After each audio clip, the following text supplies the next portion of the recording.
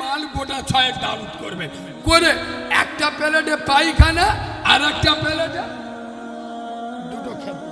আমি নবীর মেম্বারে বসে বলছি, আমি যদি মিথ্যে বলি আমার চিপ কেটে নেবে।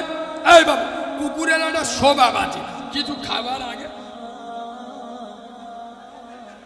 কি করে মুচো মানে ছানারা হাল হারাম খাবার সময় বেশে খায় আর শুয়ে দেখে করে। এই শোনে, কুকুর দেখবেন মদের কাছে নাকটা নিয়ে গে তো মদ ই খায়, ও দেখবেন টক্কানি গু খেয়ে বাড়ি যাবে আল্লাহর কিনে। এই হ্যাঁ না, হ্যাঁ না, খোদার কসম, এই সূর্যপুরের মুসলমানের বাচ্চারা যে কুকুর চারপে জানোয়ার নাপাক প্রাণী বাড়িতে